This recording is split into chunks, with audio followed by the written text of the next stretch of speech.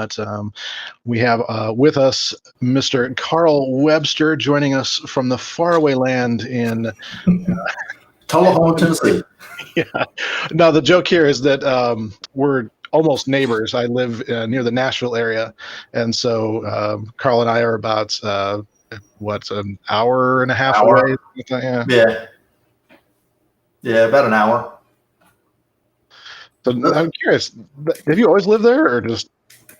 No, we've been here almost 12 years. We moved here August of 2008. And loving it. Cool. Nice. Always wanted to live in Tennessee, and now I am. Very cool. Very cool. Where did you live before that?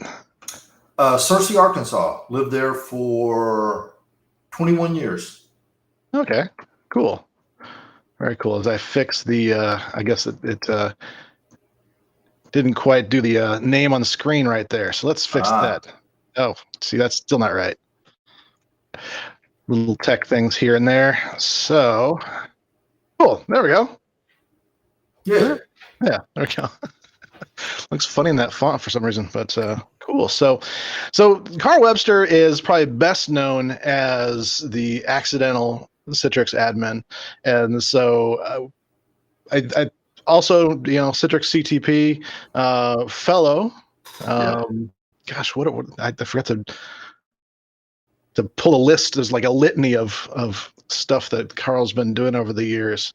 So yeah, what else is on that list lately? So we've got all the Citrix stuff, obviously. Yep. And been VMware stuff now. Then a bunch of music stuff in the past. So yeah. Okay, that's actually Eagle stuff. So yeah, that was the other one that I was thinking of. Okay, thank you. Yeah.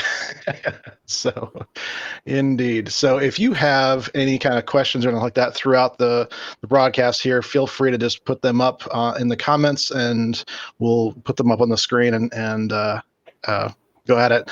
Keep in mind, we have about a 20 to 30 second delay. So when we say something, there might be a delay on when we see your comment and actually respond to it. So make sure you're saying, the context of your question. If you have one that's responding to something we say, that's very helpful to me.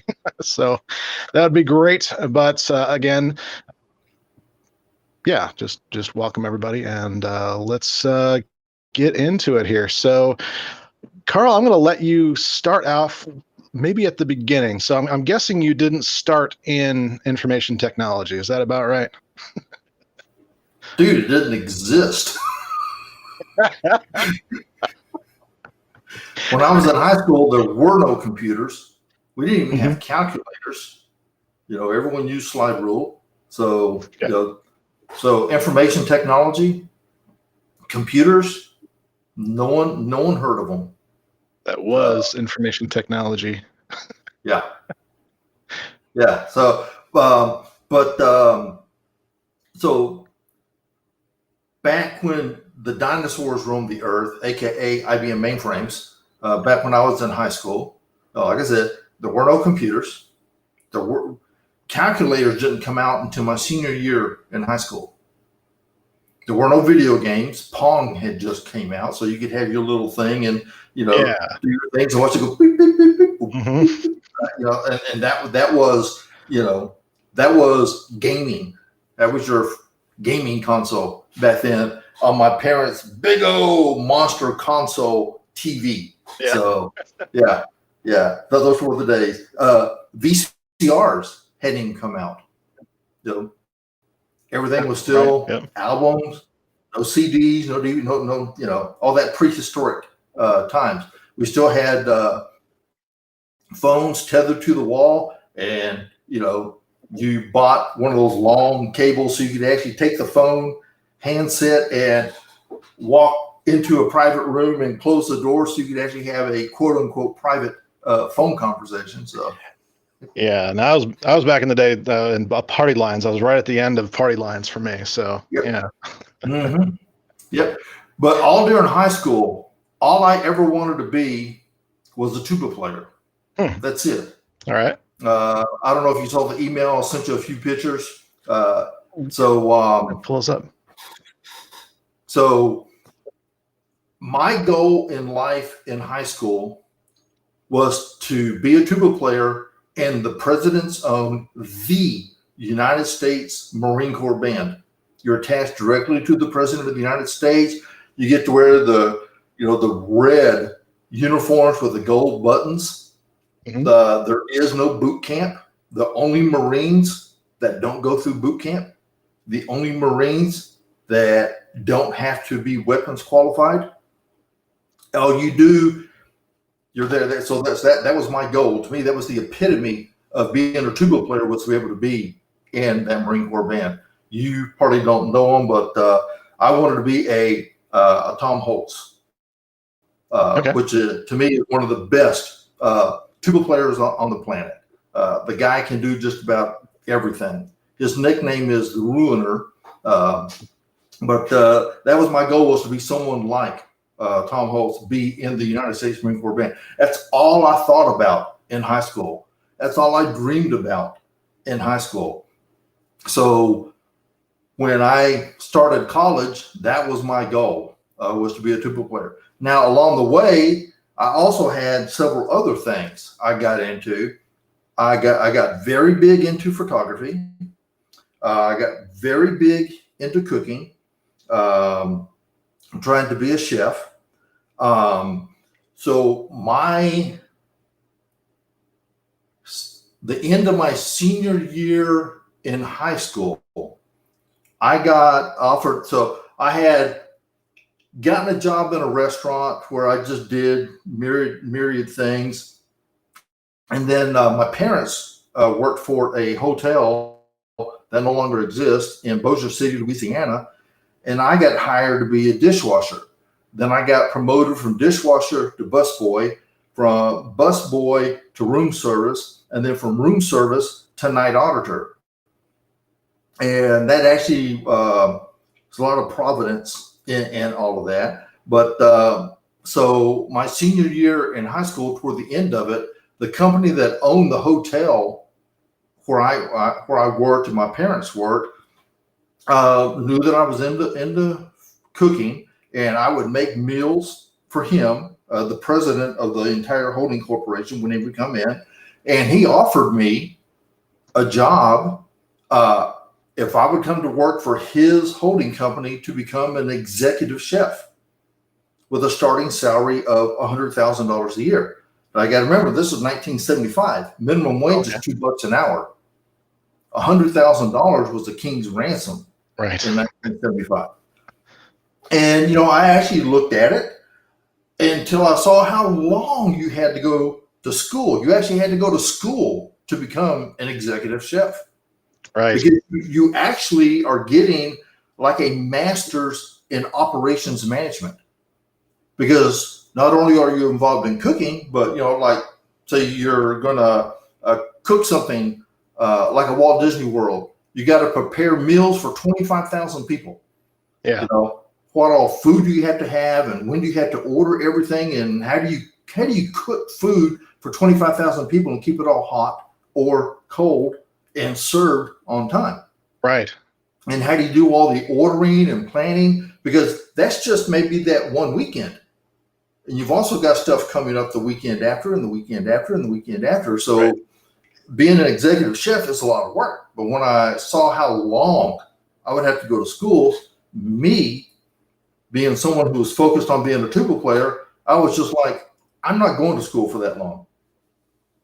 And so I turned that down. And then, so when I started college, computers were still not out, because we're talking fall 1975. So you didn't have the IBM PC yet.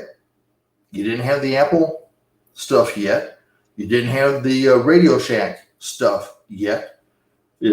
So to me, my whole life was around that tuba.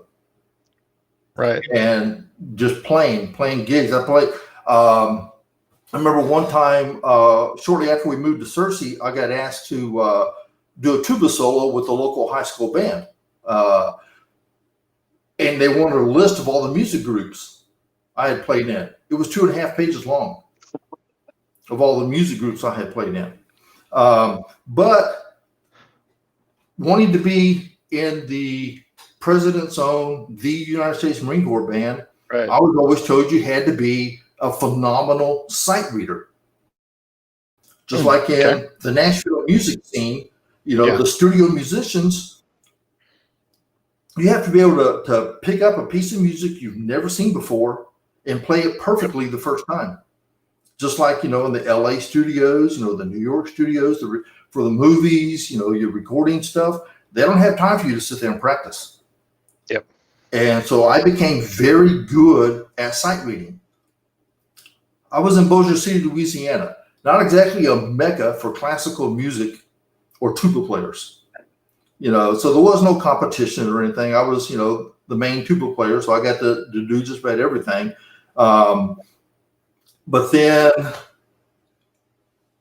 so the one picture is me in the 156th Louisiana Army National Guard Band. I was the very first recruit. We had our commanding officer, our CO. We had our first sergeant, and then I was the very first recruit for that band.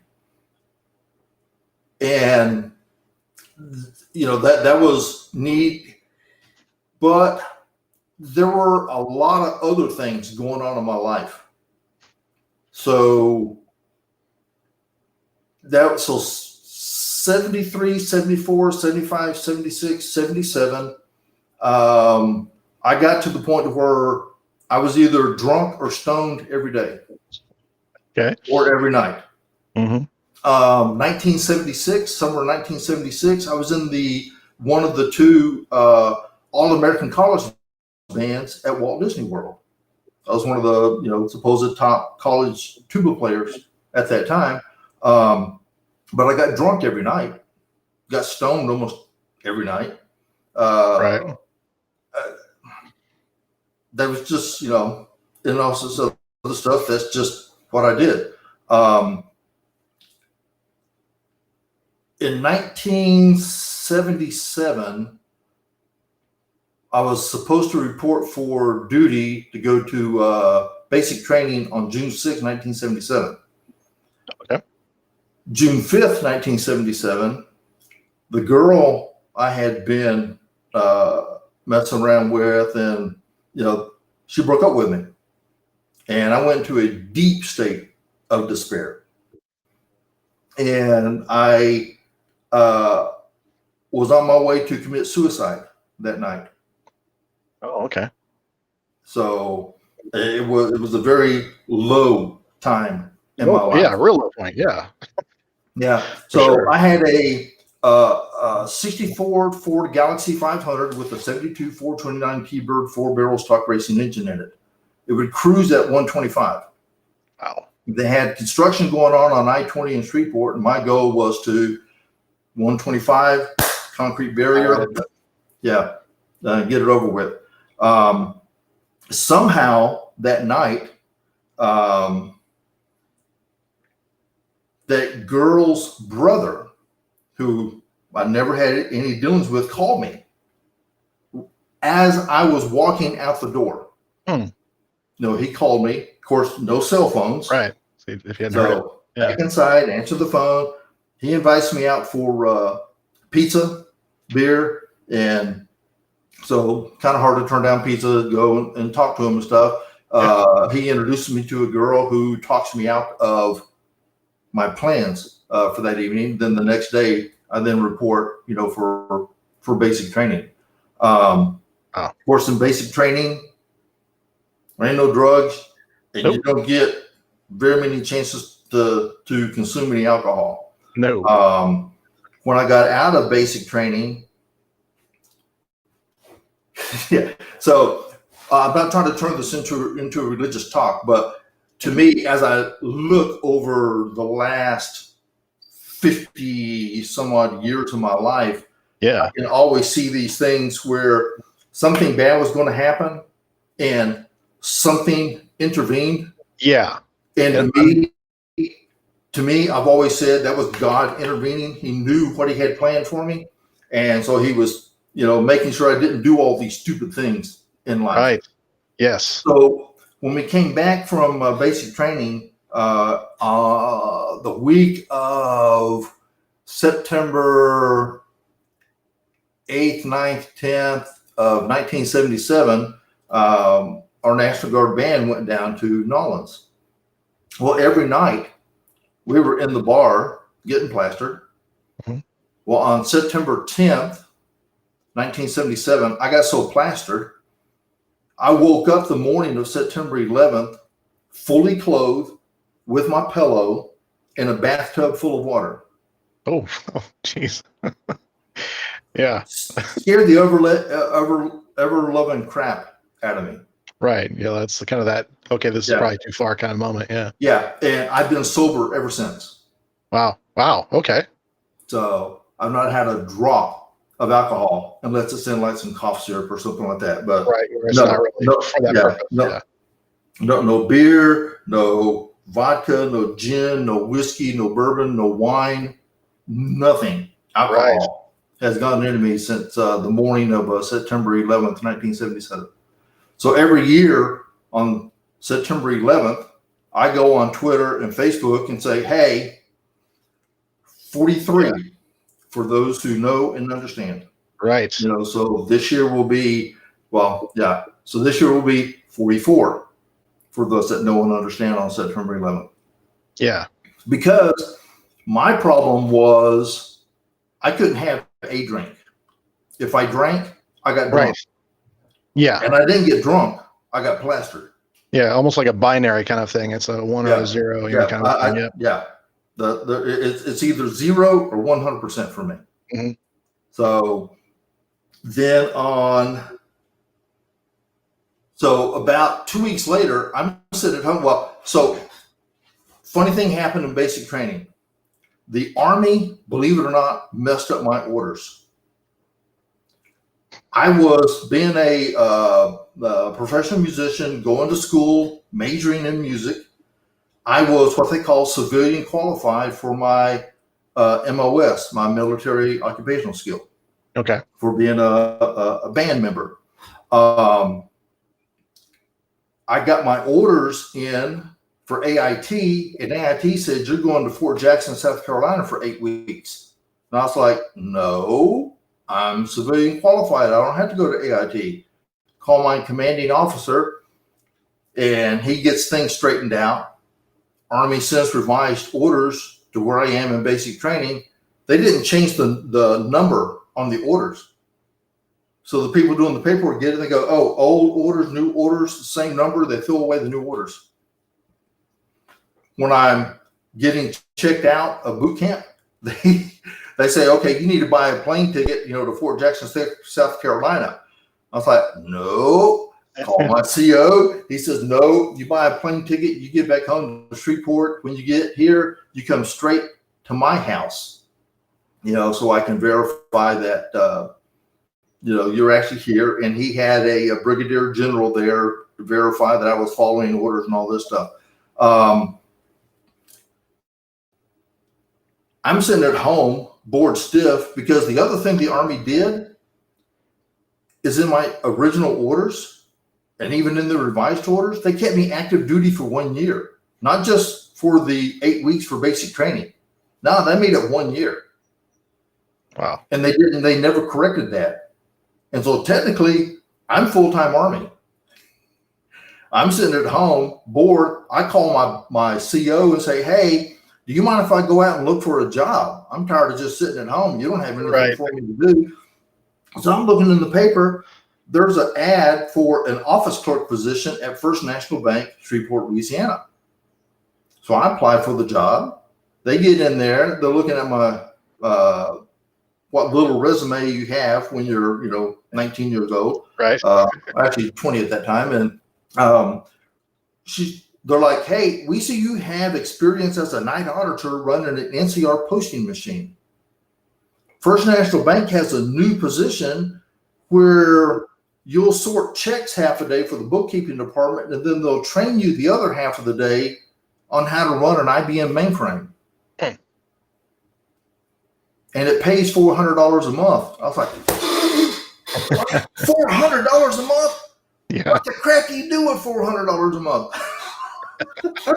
And so that is how I accidentally got into IT. I just Gotcha. needed something to do because the Army's had messed up my orders. Applied for an office clerk position that then got me into this position where I sorted checks, and they taught me how to do a mainframe. So shortly after there, they sent me home with this big old binder with all these cassette tapes on how to understand how an IBM mainframe works. Oh, cool. Okay. And how core memory works and how the card reader works and, disk drives and tape readers and all that stuff. And I'm just eating it up.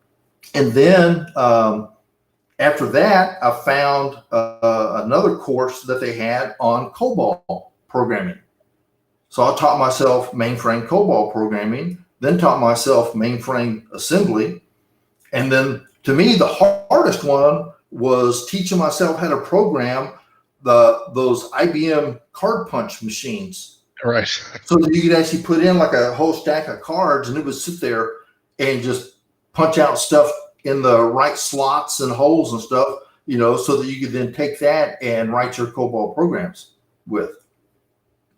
And that's how I accidentally got into IT. Right. And that was September 27th, 1977 was my first day in IT.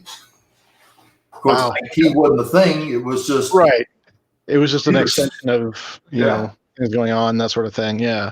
And then there was a lot of kind of fear of technology. That didn't really go away even in the early 80s, but back then there was this just such fear of technology. And it sounds like you just went in just, all guns blazing towards this here. So yeah, and it was neat because I got to be there as ATMs were being implemented. Okay. ATMs were brand new. Right.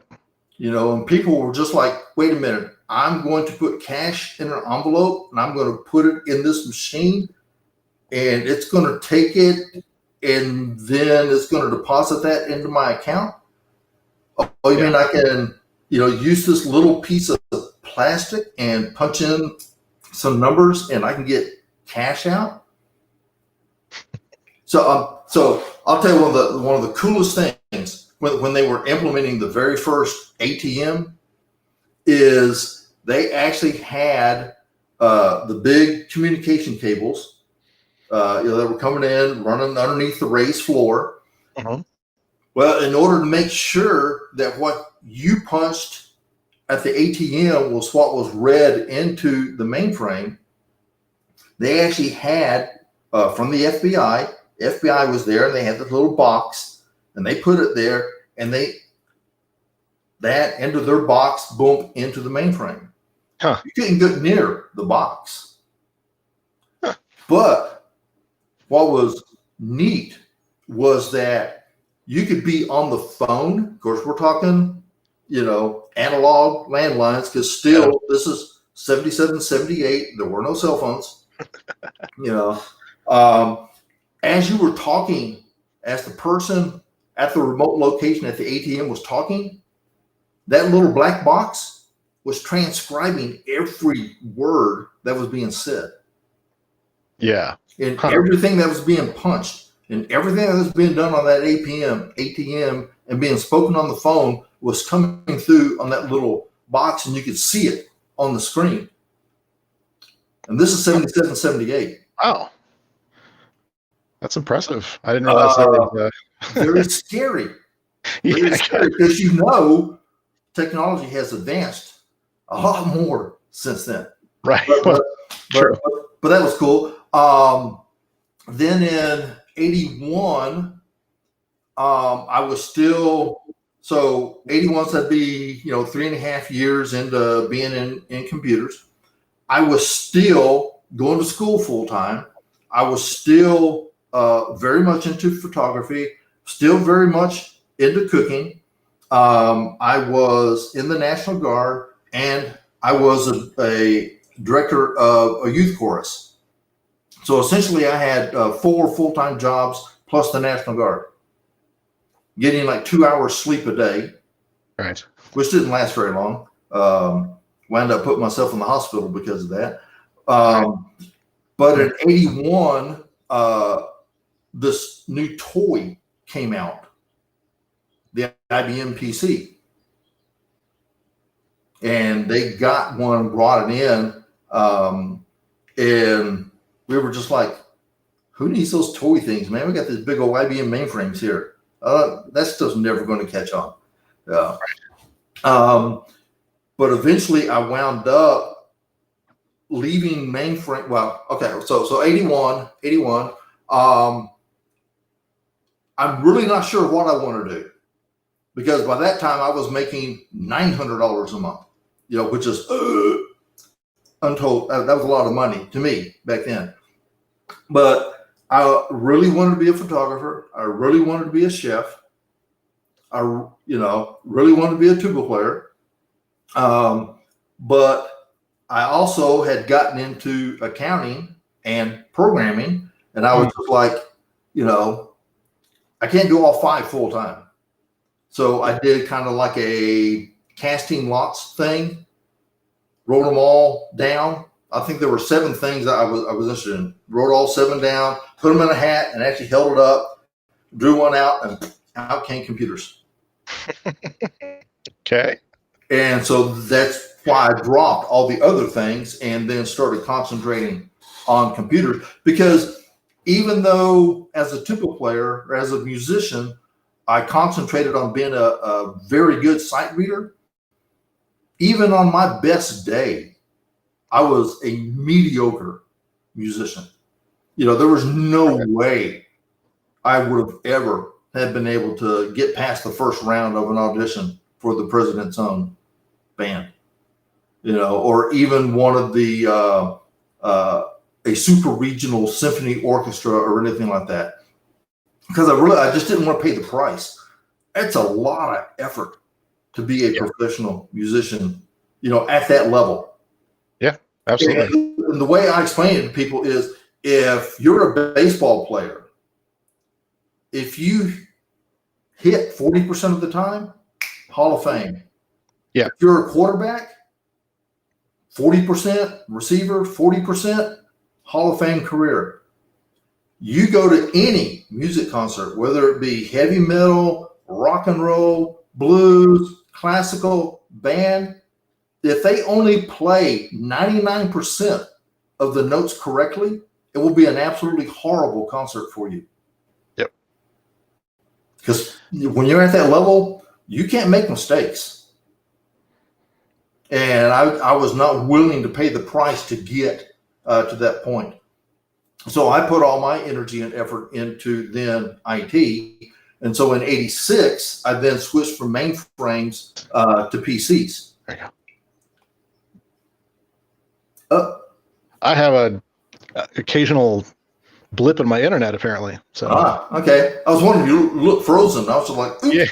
Yeah, this happens every now and then. It's Yeah, so in 86, I got into software development full-time, doing programming full-time. And then from 86 to 2001, that's basically what I did. And then a company I worked for in Arkansas that I went to work for in 87. The guy who wrote the original accounting software worked at IBM on the OS2 team with Ed Iabuchi. And then in 1990, Ed reaches out to him, who then reaches out to us that says, hey, we got this new product coming out, Citrix multi-user. Mm-hmm. And we want y'all to help test the software and make sure your accounting software works on it. And that's how I got into Citrix. I'm saying late May, early April, 1990. So got in on the very beginning of the Citrix products. And I actually supported multi-user OS2 until September 2003, when I finally just said enough is enough. I think everybody pretty much said enough is enough at that point. But well, no, they were still selling it for manufacturing, for veterinarian, for ATMs. OS2 was still very prevalent at that time in ATMs. Mm-hmm. Just because it was rock solid, it just ran. Yeah. it was a very stable product. But then from 87 to 2001, when I say I do 0 or 100, I literally work about 100 hours a week from 87 to 2001. Gotcha. Okay. And in 2001, July 2001, so from about mid-June to mid-July 2001, so for this company, I had gone from help desk to a programmer to a developer to where I had become principal software architect. So I knew and we wrote accounting softwares, which is where the accounting from college, came into play. That was one of the things I wanted to be, was a CPA. So understanding accounting. So I actually knew all the software modules. I knew every database, every table, every index, every report, how everything worked together. And we had a government mandate that we had to have one section of our software go from hard copy report to EDI. Okay. And we had 30 days to do it. Then I got the EDI book. It was like, 4 inches thick on how to implement EDI.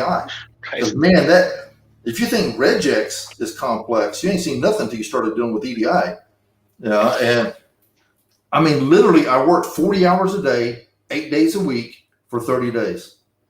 Wow. And I got the software done. And that last night, we got the test results in that our software had been accepted.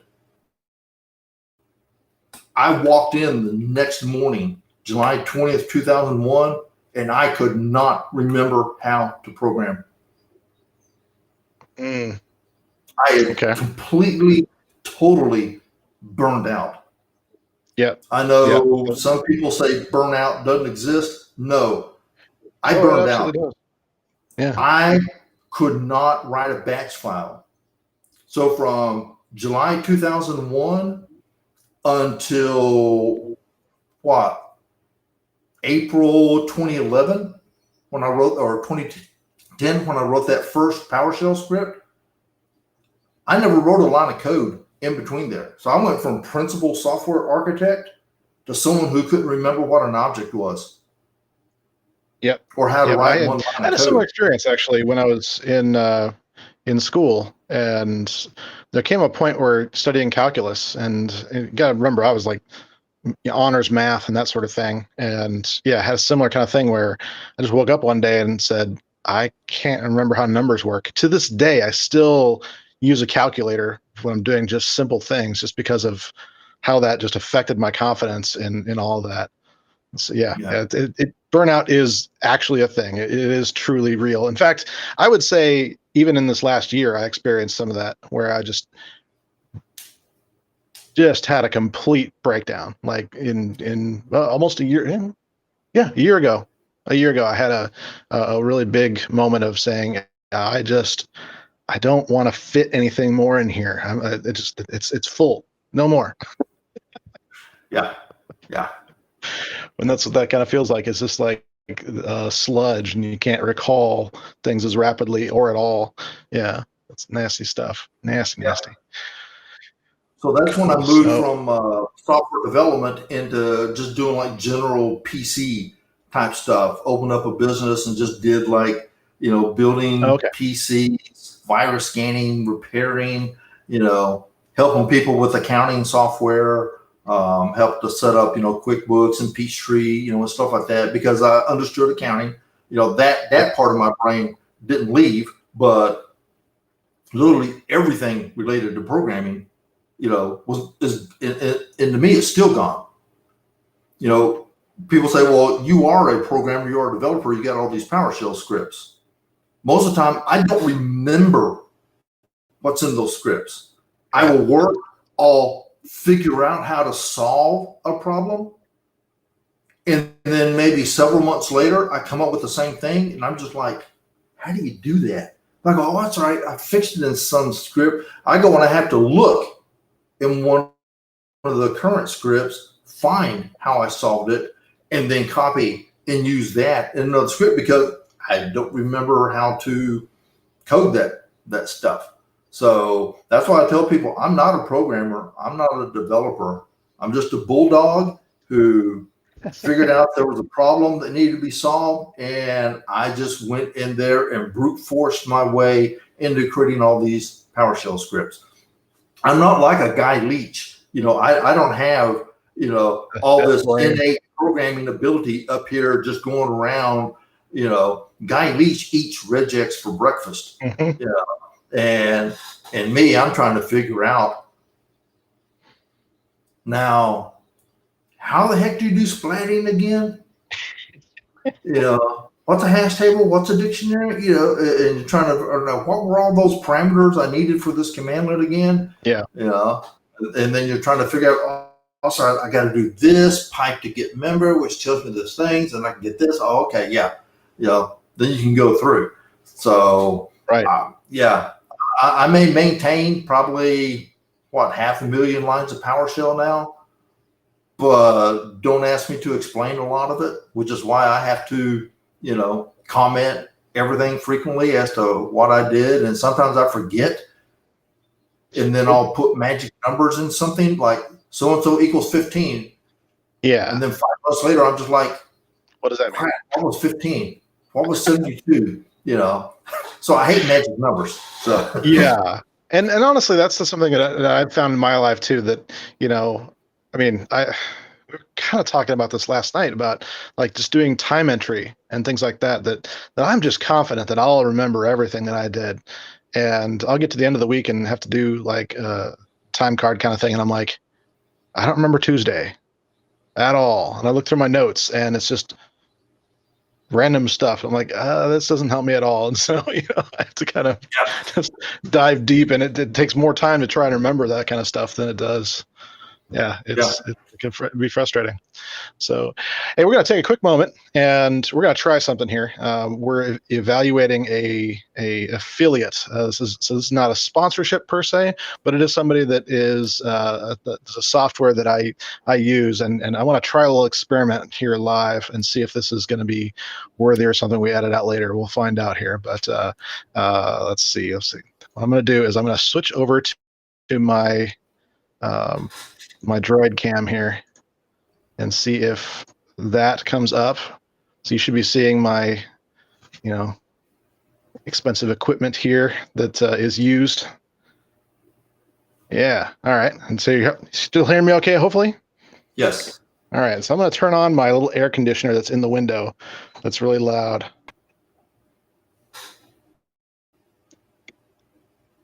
Now the question is, are you hearing anything yet?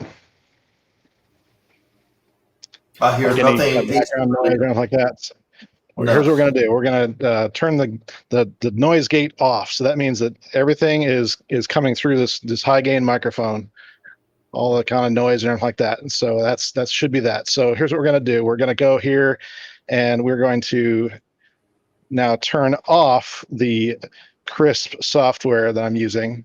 So turn that off. Oh, and wow. I wonder if now you're hearing an air conditioner. Yeah. Okay, so that's back on, and so not hearing the air conditioner as well anymore. Nope. As much at all. That's kind of cool. So that's impressive. Yeah, so that was impressive.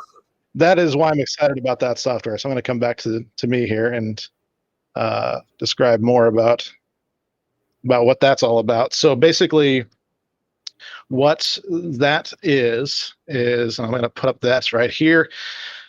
So there's a link here in the description and up on the screen here. So if you go to thrive-it.com/crisp, you can get a free demo of that. If you sign up for the software as a subscription, then we get a kickback. So it's a way to help support the channel.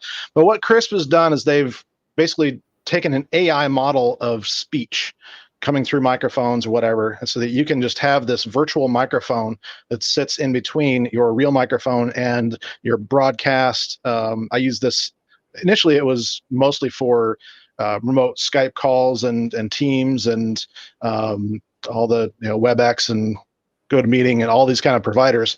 But the cool thing is, because it's a virtual microphone, it's really easy to just select that as an input for your broadcast or for whatever you're doing, and it's just going to take out all those background noises. So whether it's a fan or a dog barking in the background or whatever it is, it does a great job for that. But the cool thing is, it actually does that for this speaker as well. So in other words, background noises coming in from the broadcast or the conference call can also be filtered out on your end, and so you're getting just the voice, and you're not hearing the occasional baby cry might be something that comes through a little bit, but by and large, you're not getting that because it's actually translated it real time into what it actually should be. So I was pretty impressed with that. So I think we'll have to just welcome them as an affiliate officially at this point.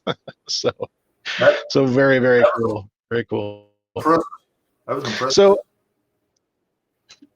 tell me, so let's dive into the accidental Citrix admin part of this. So you were when we last saw Carl Webster.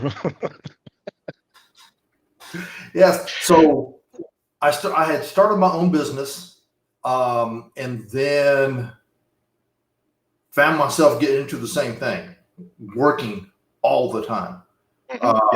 So got offered a position with a consulting firm in Little Rock, and went to work there September 2003. So that's why I said, hey, I stopped. What surprised me about all that multi-user OS2 work, there was no LinkedIn, there was no Facebook, there was no Twitter. I had no idea how these people found me or knew that I knew multi-user OS2. I was still surprised that people were still using multi-user OS2, vet clinics, warehouses, manufacturing. It was amazing. But so when I went to work there,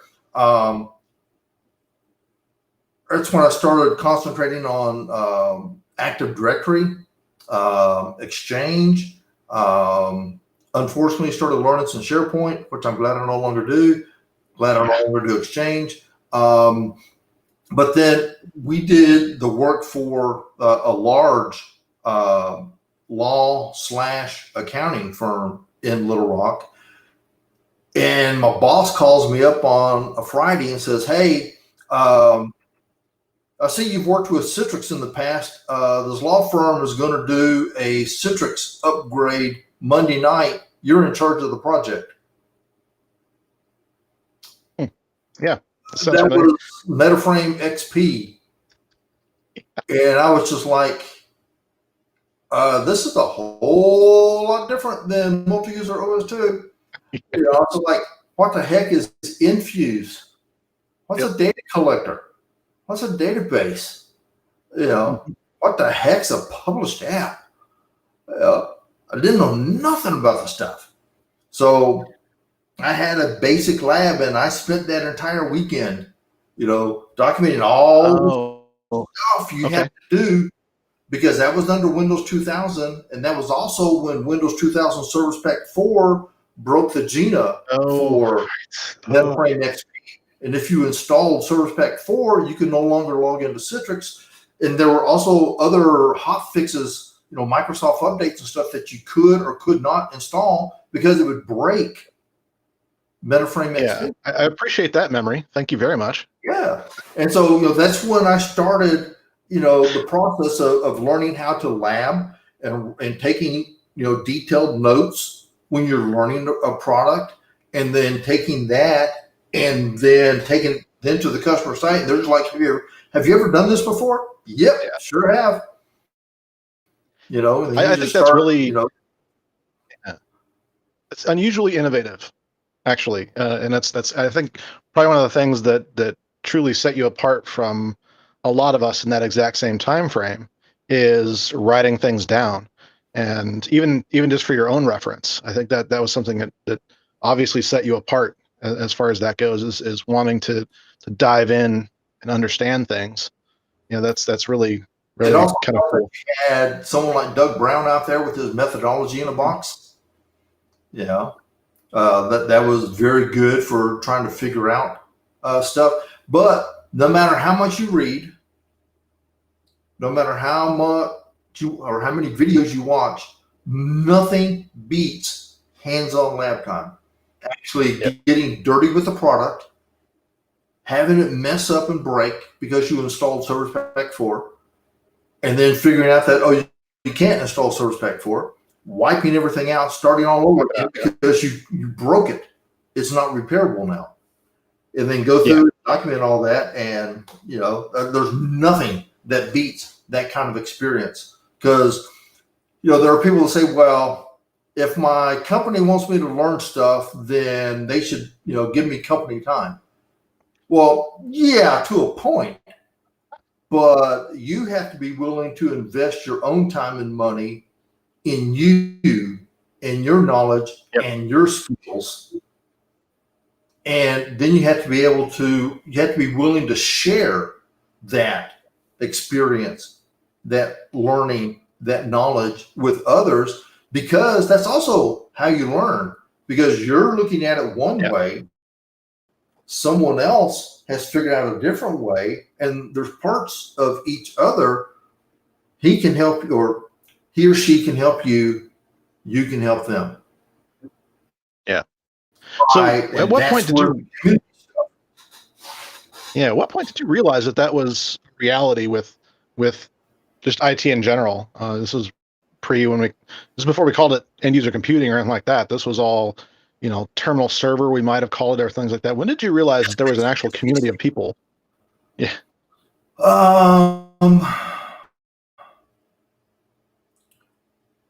Probably it was the summer of 2007. Because I was doing like 95% AD work and 5% Citrix work. But yet it was starting to become more and more Citrix, because people said, oh, well, he knows how to do Citrix. All of a sudden I started doing more Citrix work and less AD work, and thankfully no more Exchange work, no more SharePoint work. And so I was working a project for a major grocery chain that starts with the letter K, where I was literally visiting almost every one of their stores in 10 states. Yeah. And you have a lot of downtime when you can only work from 6 p.m. to 3 a.m. Not much else you can do when you're stuck in a small town in West Virginia. A lot of similar kind of thing with another company that started with a K back in the early 2000s. That's so that kind of thing as well. Yeah. And so I just started downloading all the Citrix admin guides back when they actually produced admin guides. Yep. Mm-hmm. And I would actually just sit there in my hotel room, nothing else to do.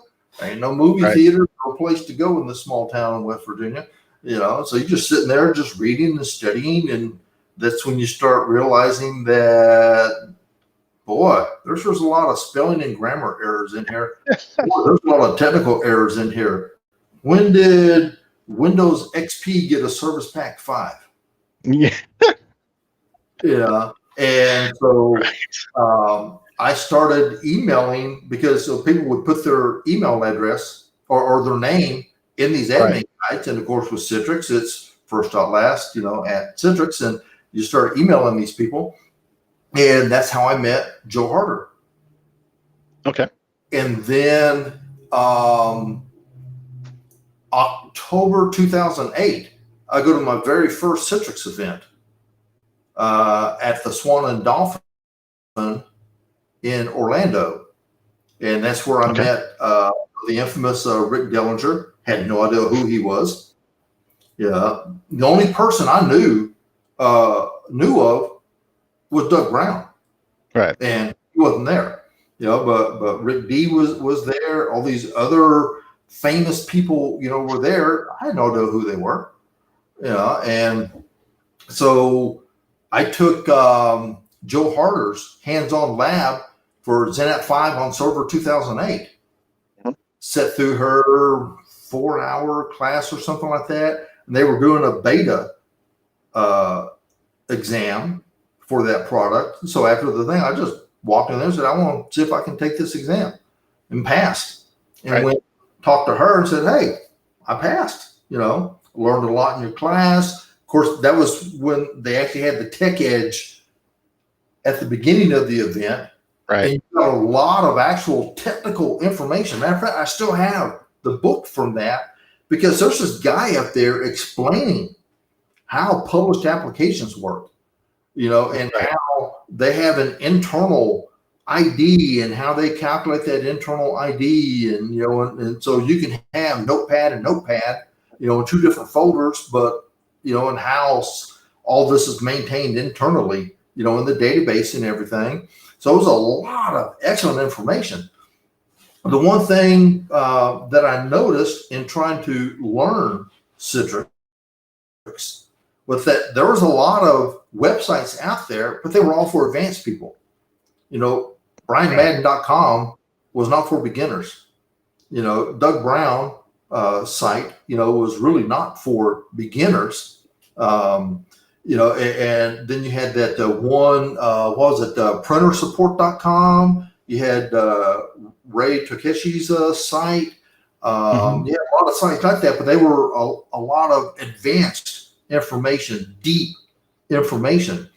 Right. And so I was like, well, how do beginners begin? Right. And so that's when I came up with the idea for the website. And I went and talked to Joe Harder, and said, after I showed her that I passed the exam, I was like, I'm thinking of starting a website, but I wanted to teach people how to learn the basics of stuff.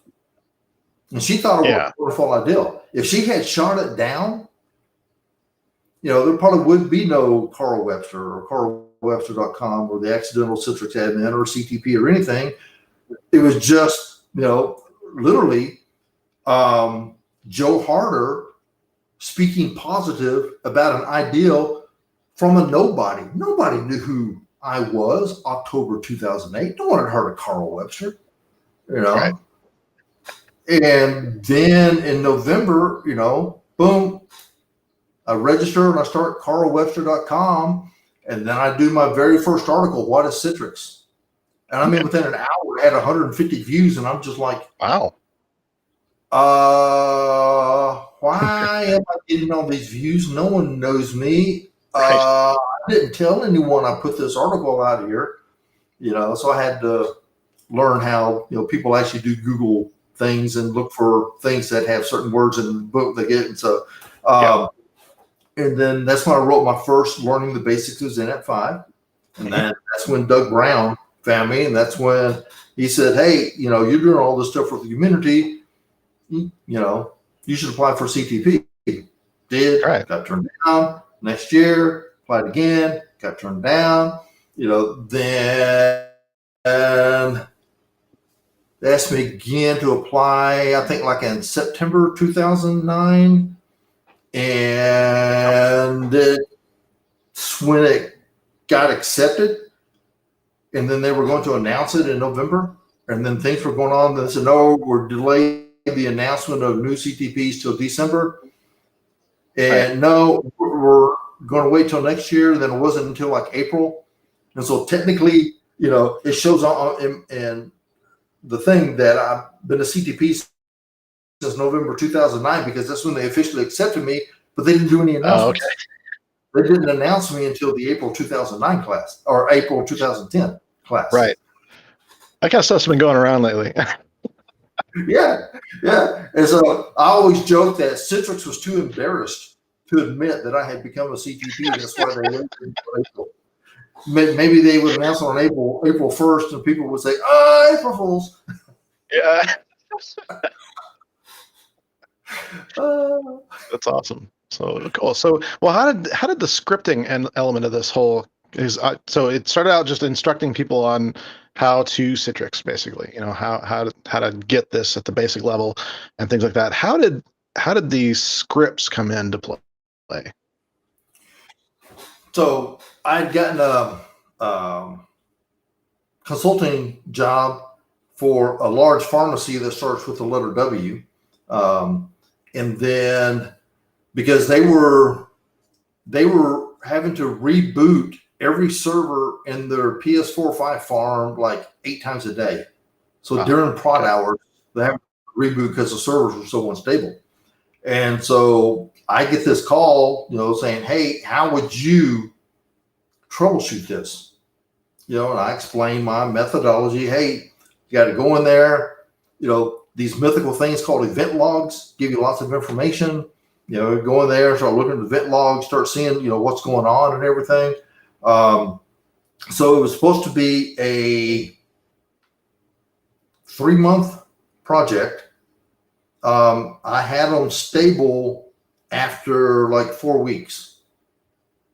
They, where now they only had to do your normal weekly reboots because of all those old apps that really don't like running 24/7.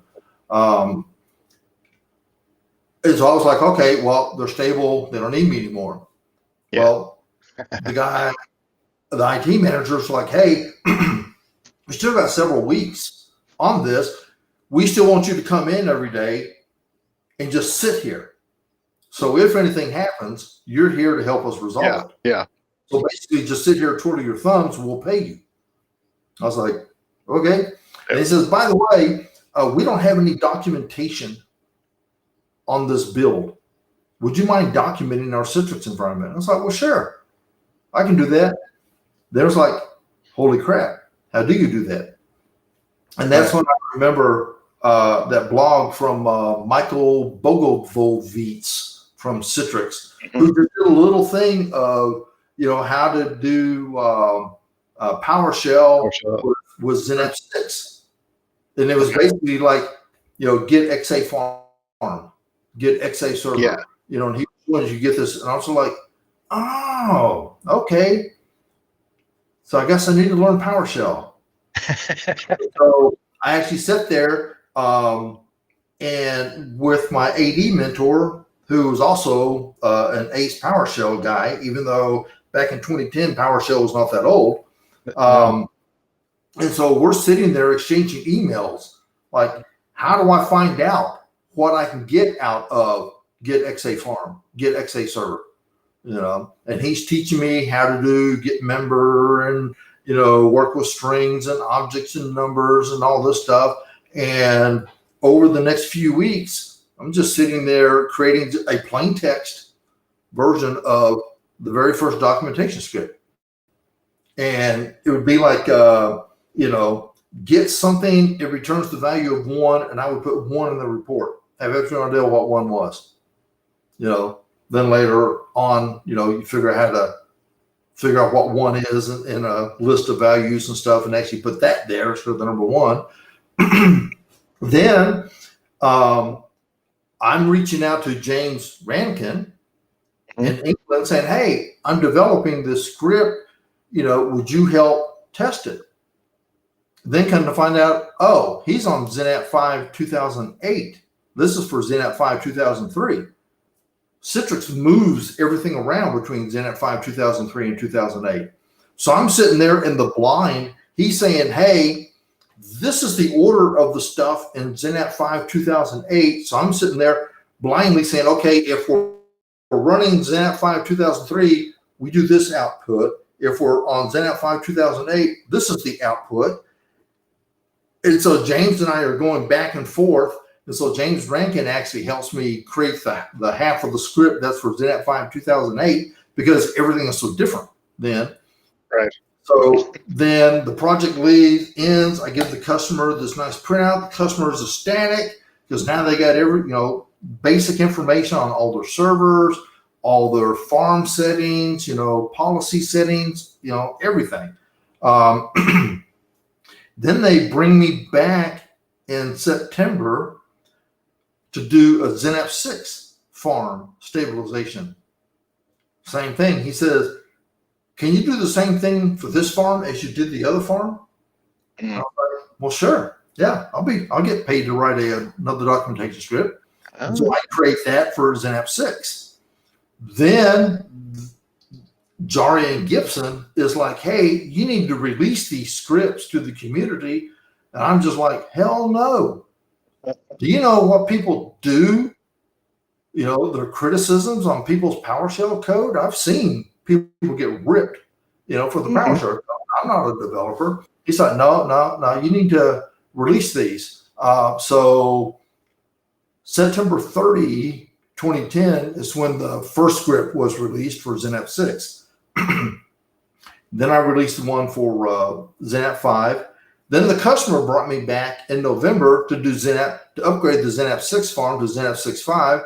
Then they said, hey, can you do the same thing for the XenApp 6.5 farm? So that's where the XenApp 6.5 script Gotcha. from. And then early the next year, Robert Morris with Advantech brought me in one of his customers. They had Zen Desktop 4, and the girl in charge of that said, hey, you're famous for these documentation scripts. Famous for, huh? What? Can you do us one for this Zen Desktop 4 farm? Well, sure. Hey, we've also got PBS 5. Can you create us a script for it? Right. Sure. Right. So it becomes kind of easier in some ways, because you've gotten the hard part. Actually, I try and get this to people's heads sometimes, and it's difficult. The hardest part about doing a lot of things like this is mentality. It's that mindset. And so you already had a mindset of, oh yeah, this is something I can do. The difference was that your first step in doing that wasn't to do it for the public. And in fact, it sounds like you had kind of a little bit of a mindset hang up there, actually, as far as. And I always tell people, if it weren't for Jari and Gibson, there would be no scripts released to the public. No scripts. So it's all the credit goes to Jari because he strongly encouraged me to release those scripts. Yeah, that's awesome. And then the next year came the Active Directory, the DHCP, and then eventually the whole thing just becomes a snowball that has rolled down, the mountainside, and now there's almost 60 scripts on my site now. Yeah, I didn't check this morning what the download count was. Do you have that off the top of your head? No. Yesterday was like 531,000. Was yesterday. Shoot. That's a lot. It's just a lot. So, I mean, this is something where the community has gotten a lot out of this. And so I personally. 569 as of right now. That's awesome. That's awesome. And I'll just keep growing as long as you have them out there. And you actually mentioned to me a while ago that you had somebody even still downloading some of the really old scripts. The Zen Desktop 4 script is still being downloaded 5 times a month. It's like it's consistent. It's 5 times a month. Right. And I'm just like, who in the heck is downloading that thing? Because it says on the download page, this does not work with Zen Desktop 5. This does not work with Zen Desktop 7. We're running later versions, I'm just like, who in the world is still running Zen Desktop 4 that they need to document it? Hey, you know what? That happens all the time. It's one of those things where just exactly the use case that you described, coming into a place blind and things like that. So it's a resource that I've been pointing junior consultants to for a long time. To get an idea. Now, what I don't encourage, and I'm going to say this publicly, just to say it, is that Carl's scripts output or can output to a Word document. Don't just put that out as your work. What you want to do is take that as information that you can copy paste in the context of your work, but don't just give out the script output as if it was your work. That's not cool. That's not okay. So it's very important to get the context around that. Yeah. I had one consultant email me and said he was sitting in a meeting with a client, and the consultant came in and had actually printed out all the Word docs for all the various Citrix and VMware products and gave them to the customer, and just said that he had developed all this output and everything. And my friend goes, oh, you use Carl Webster scripts. How much are you charging the customer for something that didn't cost you a dime and probably took you less than an hour to generate all these reports. Yeah. Charge the customer $10,000 for all those. Yeah, you can afford to hit the little donate button on Carl's site. I think you can do that. You can afford. You're benefiting here. You can do that. You have my permission and demand. So upcoming in the script. So I've got one for Parallels Remote Application Server. So the script that I updated yesterday for CVAD 2006, that's the last update for the V2 script. So I'm now creating the V3 script where CVAD 2006 will be the minimum requirement, because now I can go in there and remove a lot of code, because I can remove everything dealing with app DNA, app disk, personal V disk, all the stuff that I have to go in there and say, hey, are they running a product that supports zones? Are they running a product that supports, local host cache? Are they running a product, you have all these version checks in there. Actually, I don't versions. You check the service added capability, whether they can do something. Well, if I make 2006 the minimum requirement, I can get rid of all that stuff, because I don't have to worry about connection leasing. I can remove a lot of the policy settings, like all the flash settings no longer apply to 2006. Yeah. And so I can probably greatly reduce the code. Plus, also what I'm doing the same thing with the Active Directory V3 script. I did the same thing with the FAS documentation script. And I have one other script, but it's where you can do all output formats at one time. Yeah. Beforehand, you could only do one output format. And, there were so many parameters and so many parameter sets that sometimes PowerShell couldn't even resolve the parameters. So the help text, was very convoluted. And I was just like, but that's not what I want, for showing all the various parameters, that you can use. And so by going to this new method where you can output any output format you want, any combination, or all four if you want, that greatly simplifies. There's now only one parameter set. The help text comes out exactly the way I want it to now. And, it's no longer, we have to go in and manually check. Well, if they selected HTML, they can't also select company name, because you can't do those kind of tests in parameter validation. You have to manually do all of those. If they selected HTML, they can't use company name or company address or company fax. They can't do all of these. If they do HTML, well, then they can't do these. If they do text, and so on. And so now it's just greatly simplified. Yeah. You can do any output format you want. So the CVAD V3 will follow the same format. Choose any output format you want. Probably, I'm going to say 25 to maybe a third of the code can be done away with. Oh, wow. Okay. Yeah. So, no app disk, no personal V disk, no app DNA, no connection leasing, all these things they removed, and all the policy settings, if they don't apply to 2006, the policy settings will just be removed. Because if you go to run the report, who cares? You can't set flash anyway in 2006. So who cares if the flash settings are in the script or not? Yeah. You can't set them. Yeah. It's fun to see how the technology evolves to a point, and then all this stuff that we do around it has to evolve as well. And it's a real challenge with that kind of stuff, but also with just educating people in general, which is something that we're hoping to tackle really soon, actually, as far as that goes, of having some ways to do that from the technology side. But I'm curious from a maybe career and kind of where you're headed standpoint, what's next for Carl Webster?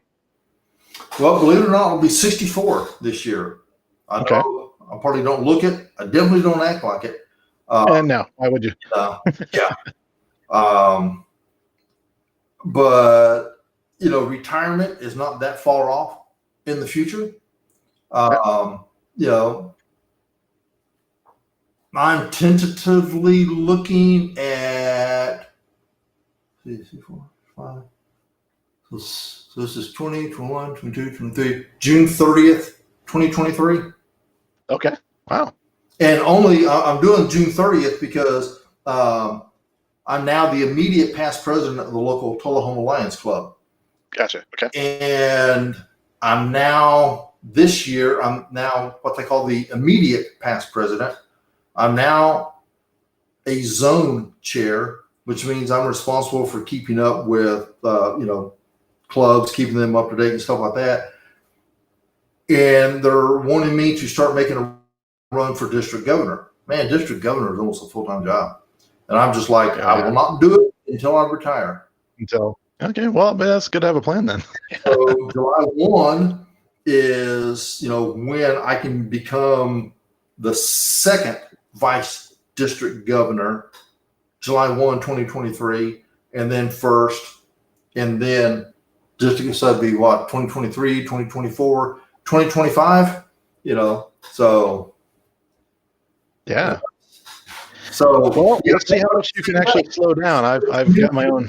No, it's still community involvement. I'm very involved in the community. Lions Club, we deal with diabetes, we deal with eyesight, we deal with the environment, recycling, all these things that we do to help our community and help people. We're most famous for eyeglasses and helping people get eye exams and basic eyeglasses, eye surgery, to remove cataracts. Yeah, cataracts.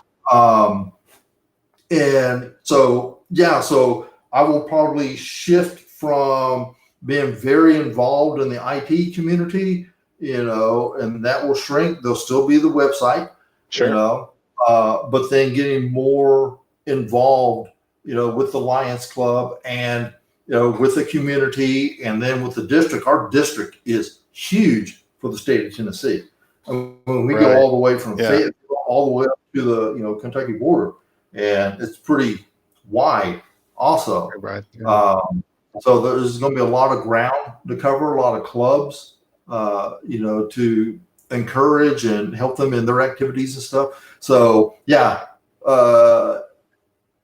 any slowdown?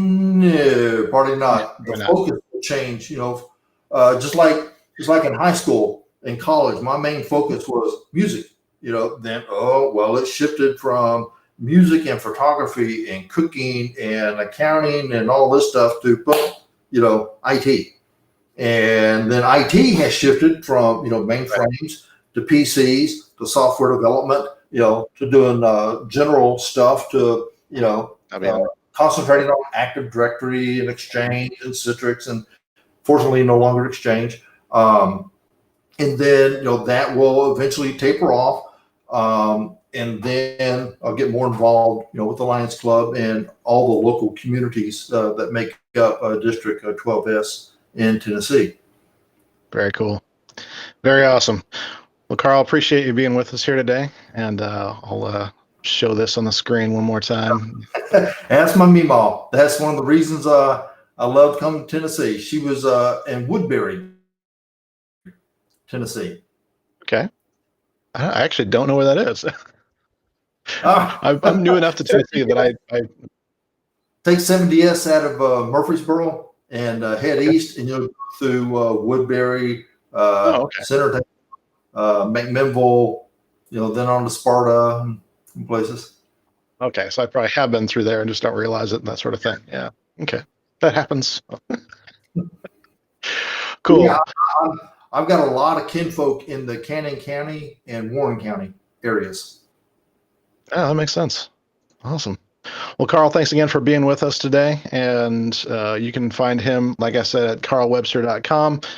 Make sure you hit that donate button over there when you're doing it, grabbing those scripts. It helps him out, helps him continue that, and also makes for good coffee money. So that's always good. some couple of quick housekeeping things. Let's see here. Anytime you want to join us live, we have a calendar set up for you. You just go to thriveit.com/ICS. That'll you can put that into your Outlook or phone or whatever to get reminders of when we're going live next, and any new events we'll put in there as well. Make sure you share this with a friend. We've got a shortcut for you to do that too. thriveit.com/YT. You can actually, that just goes right to our YouTube channel. The way YouTube does it these days, there's no real quick username kind of things with them anymore. So you have to have some sort of external thing. So that's what that does. It just makes it really easy to subscribe. So thanks again for being here, and we will see you all